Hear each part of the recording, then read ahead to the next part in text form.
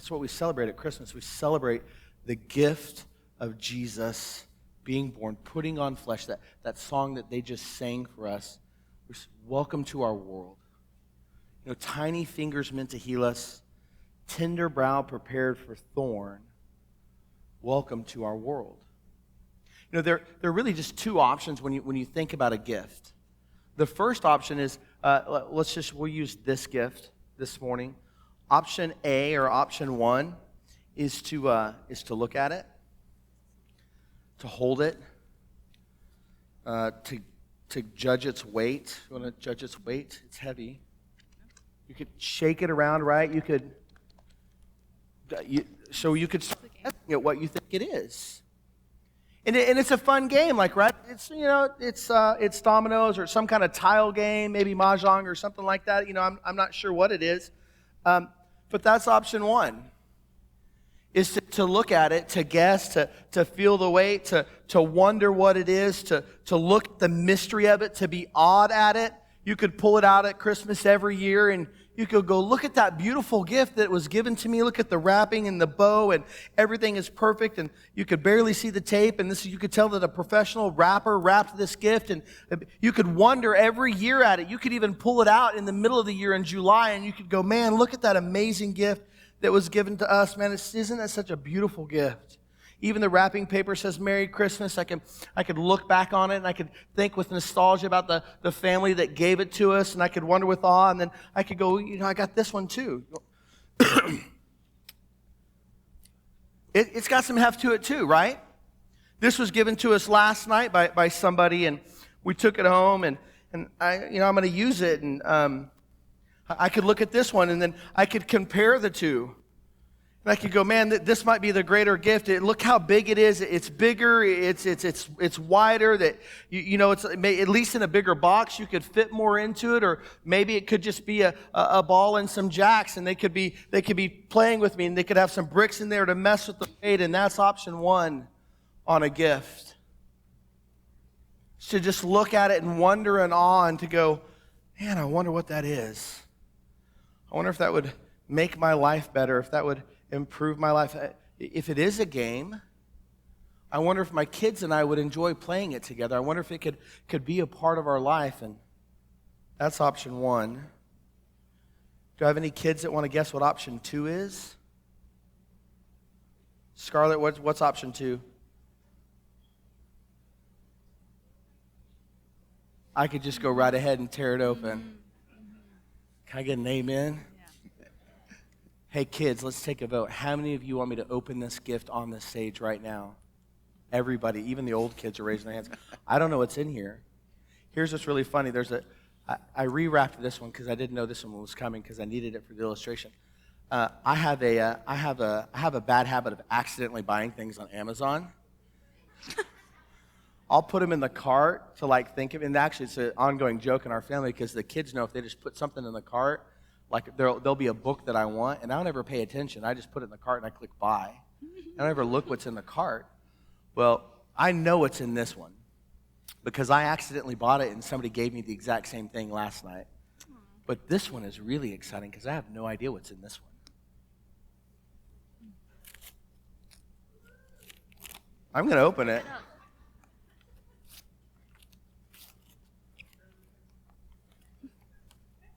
It's not Domino's. I thought it was Domino's too. Cards Christian likes. It's a party game, but with convictions. Should we play now? I'm just kidding. So I've gone to step two, right? I've opened it. It was a gift given, and I've received it. I took option two. I opened it. But if all I ever do is open it one time and look at it and say to myself, I'm now the proud owner of Cards Christian Like. It's a party game, but with convictions. And I don't ever do anything else with it. What does it do for me? It's a gift given. It's a gift received, but is it a gift used? earlier I said that there were 2 options, but in reality, there are actually 3 options with any gift that you might receive ever. Option 1 is just to look at it and with wonder and awe and kind of go like, man, that's really an awesome gift. Option 2 is to kind of open it and ponder it and look at it. But option 3 is the best option of all the options. Option 3 is where you begin to open up the cards and you pull out the instructions. I don't have a chance of reading these, man. I forgot my readers this morning. This last week I was unfortunately told I needed readers. You could read the instructions and you could figure out how to play, or you could just do like me and you could invite Chris over and he'll read every rule and he'll know it back and forward and he won't let you cheat any rule. There are no home rules when Chris Need is involved if you're playing games. I could open it up with my kids. We could begin to enjoy it together. We could begin to play it. We could begin to understand how it works. It could become a part of our life. It could guide our directions. We could even become disciples of this game and tell everybody about it. And we could buy it for other people as a gift for other people. Begin to tell people about it. It becomes a part of our life. It could become a part of who we are. And I know that it feels silly when we're thinking about a game, but it's true for any gift. And it's especially true of the gift that we receive on Christmas morning. When the religious leaders of the day were asking Jesus, actually they were trying to trap Jesus, and basically what they were asking him is, what should we do? What's the most important thing that we do? How do we live our life? By what measure should we account ourselves successful or not successful in how we follow God? The way that they phrased it was a little bit different. It says in Matthew 22 that they asked Jesus, what's the greatest commandment? And Jesus, knowing what they were doing, answered him and said that the greatest commandment is easy. It's love the Lord your God with all your heart, mind, soul, and strength. And he could have stopped there, but he didn't, because he knew it was at the heart of their question. He understood the place that they were and their inability to see something beyond themselves. And he added on to it, the second is like the first. Love your neighbor as yourself. And so on this Christmas morning in 2022, I don't know where you sit socially. I don't know where you sit economically. I don't know where I know a little bit about most of you here. Some of you I've never met before. But the reality is you have a choice to make today with what you're going to do with the gift that you receive on Christmas morning. And I'm not talking about gifts wrapped in paper.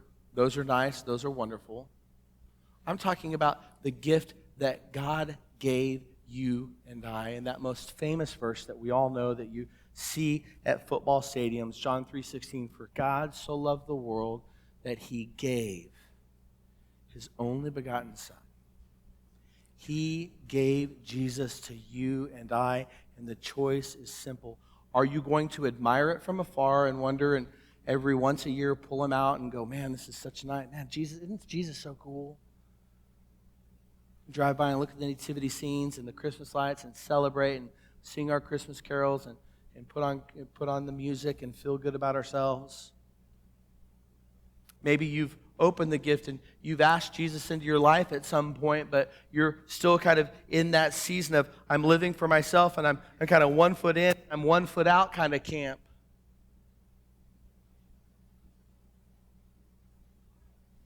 I would challenge you and I would say on this Christmas morning that the best thing that you can do with the gift of Christmas is to be all in.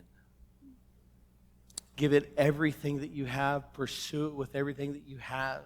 You have to work. Yes, you've got to work. You've got to pay bills. You've got to do all of that stuff.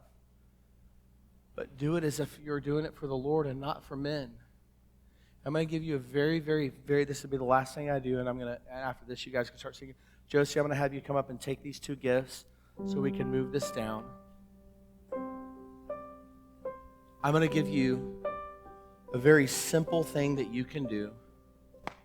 I got it. If you want to be all in with Jesus, if you want to be all in, if you want both feet in the camp, you want to wade down in the water, you want it to be at your chest and overflowing, you want to give everything that you have to the God of the universe, I'm going to give you the key to be able to do that. And it's not something that I came up with. It's not some trendy phrase that I think is cute and we're going to print on t-shirts, although they are on t-shirts. I'm going to go back to what Jesus said. And if you want to be all in with your gift of Christmas this morning, it's best expressed in two ways. Love God and love people. If you're not sure what to do, if you're not sure what decision to make, if you're not sure where you should go or what you should say or what you should do, you can't go wrong by loving people right where they are at. Jesus was masterful at that. He would show up in people's mess and in their muck and in their mire, so much so that he was accused of the same things by the religious leaders of the day, but he didn't care because he wanted to be where the people were. He showed up in their deepest, darkest moments. He did it as a babe in a manger. I just want to point this out. Shepherds keeping watch over their flock by night are told about the birth of Jesus. He shows up in the darkness of night, and when he's hanging on the cross, the sun disappears and it gets dark as night. Jesus shows up in the darkest, deepest moments of your life. And if you want to be all in with him, love God, love people. Would you stand and continue to sing?